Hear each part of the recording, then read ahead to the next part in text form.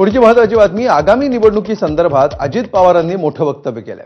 पुढच्या आठवड्यामध्ये आचारसंहिता लागण्याची शक्यता आहे असं अजित पवारांनी सांगितलंय। निधी वाटपासंदर्भात बोलताना अजित पवारांनी हे वक्तव्य केलंय, तर कर्जमाफी संदर्भात देखील त्यांनी मोठं वक्तव्य केलंय।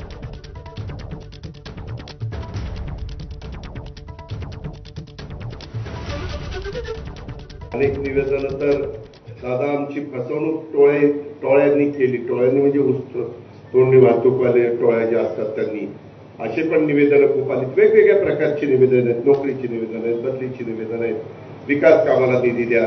मी आपल्याला स्पष्ट सांगतो की कुठल्याही पुढच्या ज्या आठवड्यामध्ये आचारसंहिता लागण्याची शक्यता आहे, त्याच्यामुळे आता जिल्हा परिषद, तालुका पंचायत, नगरपालिका, महानगरपालिका ह्या सगळ्या नगरपंचायत ह्या सगळ्या निवडणुका होईपर्यंत आता कुठला निधी मिळणार नाही।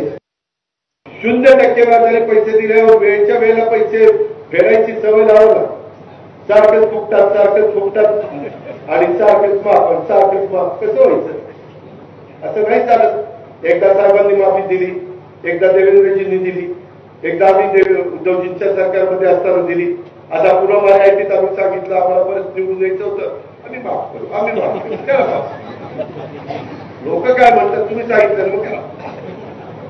त्याच्यावर जे शब्द ते करताना आज काही 1000 कोटी रुपये लागणार आहेत ना त्याला।